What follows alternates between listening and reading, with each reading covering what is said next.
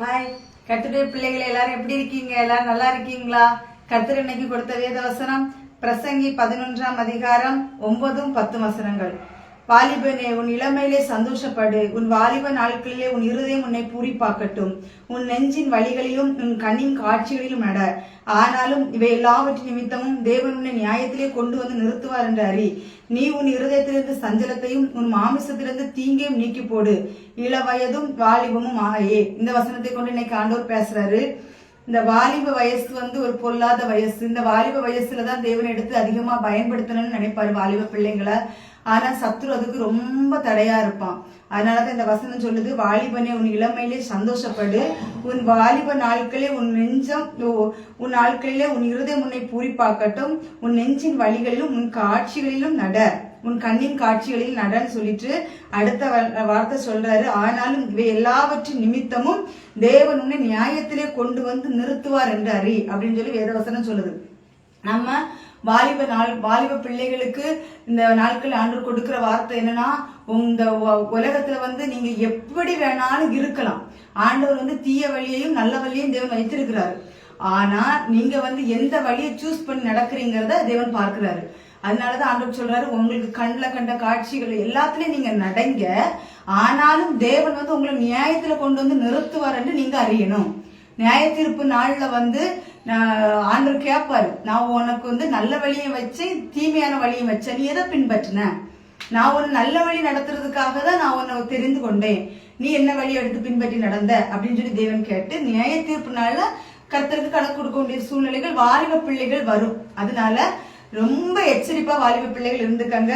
அதே மாதிரி கர்த்தர் அடுத்த வசனத்துல சொல்றாரு, நீ உன் இருதயத்திலிருந்து சஞ்சலத்தையும் உன் மாமிசத்திலிருந்து தீங்கை நீக்கி போடு, இள வயதும் வாலிபமும் மாயையே அப்படின்னு சொல்லி ஏசப்பா சொல்றாங்க. அப்போ நம்மளுடைய இருதயத்துல இருந்து வாலிப பிள்ளைங்களுக்கு ஸ்பெஷலா இந்த இன்னைக்குள்ள மெசேஜ் வாலிப பிள்ளைங்களுக்காக தான். அந்த வாலிப பிள்ளைங்க என்ன செய்யணும் அப்படின்னா, உங்களுடைய இருதயத்துல இருந்து தீங்க நீக்கி போட்டுருங்க. சத்ரு பலவிதமான எண்ணங்கள் இன்னைக்கு வாலிப பிள்ளைங்களுடைய இருதயத்துல திணித்து கொண்டு இருக்கிறான். அதனால ரொம்ப கவனமா எச்சரிப்பா இருக்கணும் வாலிப பிள்ளைங்க. அதே போல ஆண்டவர் சொல்லியிருக்கிறாரு, எபேசியர் 6:1 அதிகாரத்துல ஆண்டவர் என்ன சொல்லியிருக்கிறாங்க அப்படின்னா, பிள்ளைகளே உங்கள் பெற்றாருக்கு கர்த்தருக்குள் கீழ்ப்படியுங்கள், இது நியாயம். எந்த பெற்றோரும் தன்னுடைய பிள்ளைங்க கெட்ட வழியில போகணும்னு எந்த ஒரு தாய் தகப்பனும் யோசிக்கவே மாட்டாங்க.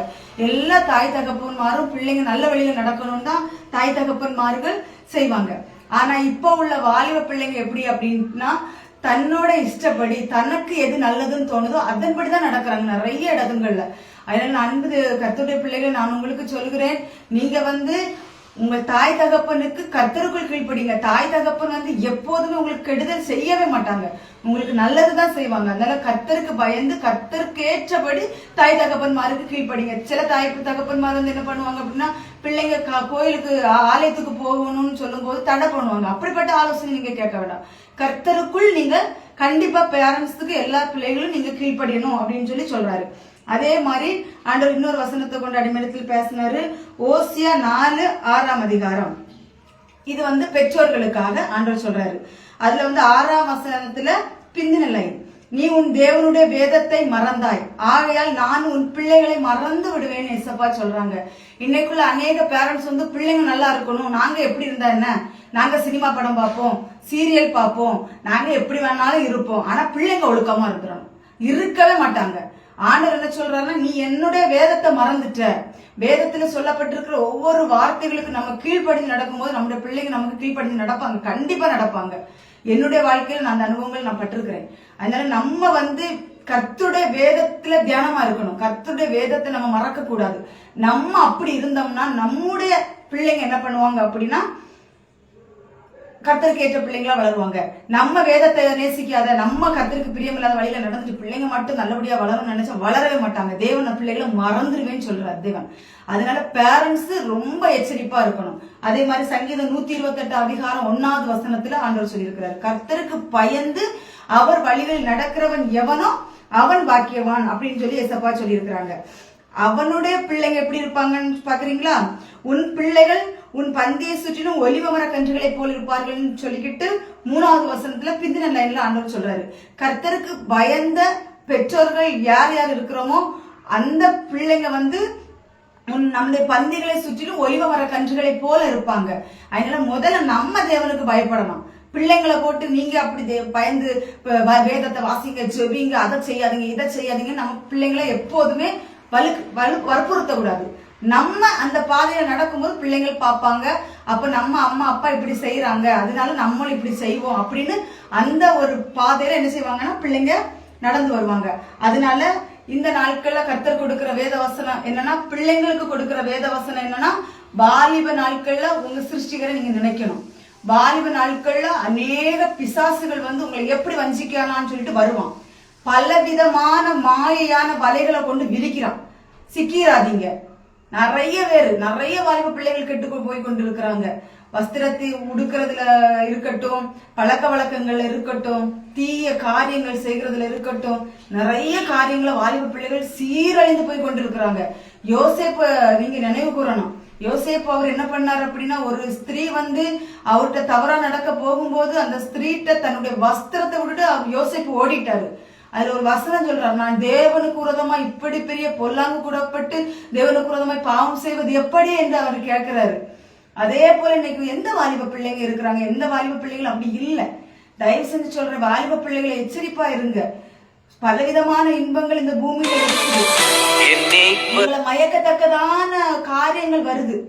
விழுந்துடாதீங்க வலைத்தளங்கள் மூலமா. ஐயோ, வலைத்தளங்கள்ல வந்து கேமு இன்னும் நிறைய காரியங்கள் வலைத்தளங்கள்ல வந்துட்டு இருக்கு. சிக்கிறாதீங்க. அன்பு கர்த்தருடைய பிள்ளைங்களே, நீங்க வந்து தேவனுடைய பிள்ளைங்க. நீங்க தேவனுக்காக வைராக்கியமா எழுப்பி நிக்கக்கூடிய பிள்ளைங்க. வாலிப பிள்ளைகள் மூலமா எழுப்புதல் வரணும். இன்னைக்கு எல்லா வாலிப பிள்ளைகளும் செல்லுல மூழ்கி கிடக்குறீங்க, இன்டர்நெட்ல மூழ்கி கிடக்குறீங்க. அதுல வெளியில வாங்க. வெளியில வந்து கர்த்தருக்காக ஊழியம் செய்யுங்க. கர்த்தருடைய வார்த்தையில எத்தனையோ மக்கள் ரட்சிக்கப்படாம இருக்கிறாங்க. அந்த மக்களுக்கு எல்லாம் சுவிசேஷத்தை அறிவிங்க. உங்க மூலமா 10 ஆத்துமாக்கள் ஆதாயம் பண்ணுங்க. நீங்க வந்து உங்களுடைய அதே போல வாலிப பிள்ளைகளை ஆம்பளை பிள்ளைங்களும் பார்க்கவே முடிய மாட்டேங்குது. பேண்ட் ஷர்ட்டை போடுறாங்க. பேண்ட் எல்லாம் பார்த்தா அவ்வளவு அருவருப்பா இருக்கு பேண்ட் போடுறது. அதே போல முடி வெட்டுறது, இதெல்லாம் என்னது? இதெல்லாம் கர்த்தருடைய பிள்ளைங்களுக்கு இது அழகு கிடையாது. முடி வெட்டுறதுல, ட்ரெஸ்ஸிங் பண்றதுல நீட்டா இருங்க. வாலிப ஆம்பளை பிள்ளைங்க நீட்டா இருங்க. அதே மாதிரி தீய ஃப்ரெண்ட்ஷிப் கூட இதெல்லாம் கர்த்தருடைய பிள்ளைங்க சேராதீங்க. சேர்ந்தீங்கன்னா உங்க லைஃப் கெட்டு போயிடும், உங்களுடைய படிப்பு கெட்டு போயிடும், உங்களுடைய வாழ்க்கை நஷ்டப்பட்டு போயிடும். நீங்க தீய ஃப்ரெண்ட்ஸுகள் இருக்கிறாங்களா, நீங்க ஏசப்பாயை பத்தி சொல்லுங்க. ஏசப்பாய் ஒருத்தர் இருக்கிறாரு, அவர் உயிர் உள்ள தெய்வம் அப்படின்னு சொல்லி அவங்களுக்கு நீங்க சுவிசேஷம் அறிவிக்கணுமே தவிர்த்து நீங்க அந்த துர்மார்க்க பாதையில நீங்க செஞ்சுடாதீங்க. நீங்க அந்த மக்களை ரட்சிப்புக்குள்ள கொண்டு வாங்க. அதே மாதிரி வாலிப சகோதரிகளுக்கும் நான் சொல்றேன், இந்த வாலிப சகோதரிகளுக்கு வந்து பலவிதமான கேடுகள் வந்து சத்தம் கொண்டு வந்துகிட்டு இருக்கிறான். நீங்க அதுல சிக்கிறாதீங்க. தயவு செஞ்சு சொல்லு, சிக்கிறாதீங்க. ஏன்னா வெளிப்படுத்தின சுவிசேஷத்துல இருக்குது, மரித்தோராகிய சிறியோரையும் பெரியோரையும் தேவனுக்கு முன்பாக நிற்க கண்டேன் இருக்குது. அதனால எல்லாருக்குமே நியாய தீர்ப்பு உண்டு. வாலிப பிள்ளைகளுக்கு, சிறு பிள்ளைகளுக்கு, வயதானவர்களுக்கு எல்லாருக்குமே நியாய தீர்ப்பு உண்டு. யாருக்கு நியாய தீர்ப்பு இல்லாம போகாது. ரொம்ப கவனமா இருங்க. கர்த்தருக்கு பயந்து நடங்க. மனுஷனுக்கு பயப்படுறது ரெண்டாவது, மனுஷனை இன்பப்படுத்துறது ரெண்டாவது. முதல்ல தேவனுக்கு பயந்து நடங்க. ஏசப்பா என்ன விரும்புறாரு?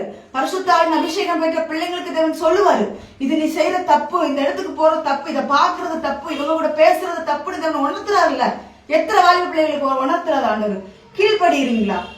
ஒரு ஆண்டவருக்கு கீழ்படிங்க. சபை போதகர்களுக்கு கீழ்படிங்க. வாலிப பிள்ளைங்க எந்தெந்த சபைக்கு போறீங்களோ அந்தந்த சபை போதகர்களுக்கு கீழ்படிங்க. யாரும் உங்களை கெட்டு போக சொல்ல மாட்டாங்க, இல்ல நல்லதுதான் சொல்லுவாங்க. அதனால நீங்க வாலிப பிள்ளைங்க வந்து ரொம்ப எச்சரிப்பா இருங்க. தேவன் பார்த்துக்கிட்டே இருக்காரு. நல்லோர் மேலும் தீயோர் மேலும் அவருடைய கண்கள் பார்த்து கொண்டு இருக்கிறது. அதனால வாலிப பிள்ளைங்க எல்லாரும், வாலிப சகோதர சகோதரிகள் எல்லாருமே கர்த்தருக்கு பயந்து இருங்க. இல்லைன்னா அவருடைய சிக்ஷையை நீங்க சந்திக்க வேண்டிய சூழ்நிலைகள் வரும், சீக்கிரத்துல வரும். அவர் சிக்ஷிக்கிற தேவன். அவர் வந்து அன்புள்ள தேவன். ஆனா இன்னொரு பக்கம் நம்ம தப்பு செய்யும் போது சிக்ஷிக்கிறார். தகப்பன் யாரிடத்துல அன்பு கூறுகிறாரோ, எந்த பிள்ளைங்க இடத்துல அவர் அன்பு கூறுகிறாரோ அந்த பிள்ளைங்களை சிக்ஷிப்பார். தவறு செய்யும்போது சிக்ஷிப்பார். ரொம்ப கவனமா இருங்க. கர்த்தருடைய வருகை அதி சீக்கிரமா இருக்கு. உலகத்துல பல மாயான இன்பங்கள் வந்து கொண்டிருக்கிறது. எதுக்கும் உங்க சிற்றின்பங்களுக்கும் உங்களை மனதை செலுத்தாதீங்க. தேவனுடைய வருகை சீக்கிரம். கர்த்தருடைய வருகைக்கு ஆயத்தப்படுத்துங்க. மத்த எல்லாத்தையும் ஓரம் கட்டுங்க. வாலிப பிராயத்தில் உங்க சிருஷ்டிகரை நினைன்னு சொல்லி இருக்கிறாரு. உங்க சிருஷ்டிகரை நினைங்க. அதே மாதிரி பேரண்ட்ஸுக்கும் சொல்றேன், ஃபர்ஸ்ட் தேவனை தேடுங்க. ரெண்டாவது உங்க பிள்ளைங்க உங்க கர்த்தருடைய வழியில வருவாங்க. நீங்க தேடாம அவங்க வழியில வரமாட்டாங்க. முதல்ல சீரியல் பார்க்கறத நிப்பாட்டுங்க, சினிமா பார்க்கறத நிப்பாட்டுங்க, மற்றவர்களை பத்தி புறங்கூறுவதை நிப்பாட்டுங்க. தேவனுக்கு பயந்துருங்க. கர்த்தர் தாம் இந்த வார்த்தைகளை ஆசீர்வதிப்பாராக. ஆமென். ஸ்தோத்திரம். சிறிய ஜெபம் செய்திருக்கிறேன். ஸ்தோத்திரம் கர்த்தாவே, இந்த வார்த்தையை கொடுத்ததுக்காய் ஸ்தோத்திரம்.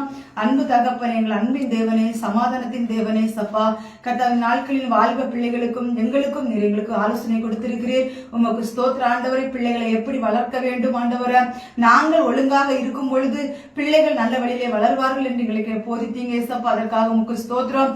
வாலிப பிள்ளைகள் வாலிப பிராயத்திலே சிருஷ்டிகரை நினைக்கணும் ஆண்டவரை, உண்மை நினைக்கணும் அப்பா. ஸ்தோத்திர ஆண்டவரே சப்பா. கண்கண்ட வழியை பிள்ளைகள் சென்று விடாதபடிக்கு தகப்பனே, நியாயத்தீர்ப்பி நாள் ஒன்று இருக்கிறது என்ற அந்த பயபக்தியோட தகப்பனே சப்பா, நீங்க பார்த்து கொண்டிருக்கிறீங்க. அந்த பயபக்தியோட பிள்ளைகள் வழிநடக்க என் தேவன் கிருபை செய்யுங்க.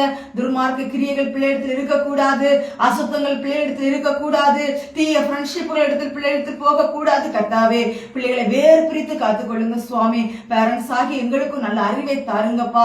பிள்ளைகளை எப்படி நடத்தணும், பிள்ளைகளை எப்படி நல்ல வழியில கொண்டு போகணுங்கிற அனந்த ஞானத்தை எங்களுக்கு தாங்க ஏசப்பா. எங்களுக்கு ஒன்று அல்ல ஆண்டவரே, எங்களுக்கு வழிநடத்த தெரியாத ஆண்டவரே, நீங்க எங்களுக்கு கற்றுத்தாருங்க ஏசப்பா. முதலாவது தகப்பனை, நாங்கள் உங்களுடைய ராஜ்யத்துக்கு வர்றதுக்கு எங்களை ஆயத்தப்படுத்துங்கப்பா. ஸ்தோத்திர ஆண்டவரே. கர்த்தருக்கு பயந்து அவர் வழியில் நடக்கிறவன் எவனோ அவன் பாக்கியவான் என்று சொல்லியிருக்கீங்க. நாங்க முதலாவது உமக்கு பயரணும் அப்பா தகப்பனே ஸ்தோத்திரம். அப்பொழுது எங்களுடைய பிள்ளைகள் ஒலிவ மர கன்றுகளை போல வளர்வார்கள் சுவாமி. கர்த்தாவே ஸ்தோத்திர ஆண்டவரே, நாங்கள் உமக்கு பயந்து பேரண்ட்ஸ் ஆகி நாங்கள் உமக்கு பயந்து நடக்கும் பொழுது பிள்ளைகள் நித்திய ராஜ்யத்தை சுதந்திரித்துக் கொள்வாங்க ஏசப்பா. அதற்குரிய கிருபை, ஞானம், அறிவு எல்லாவற்றையும் எங்களுக்கு தந்து எங்களை ஆசீர்வதித்து பலப்படுத்துங்க. துதிகன மகிமையில் அப்பாவுக்கு செலுத்துகிறோம். இயேசு கிறிஸ்துவின் ஜெபிக்கிறோம் பிதாவே. ஆமென், ஆமென், ஆமென். ஹalleluya, ஹalleluya, ஹalleluya. கர்த்தர் தாமே உங்கள் அனைவரையும் ஆசீர்வதிப்பாராக. ஆமென்.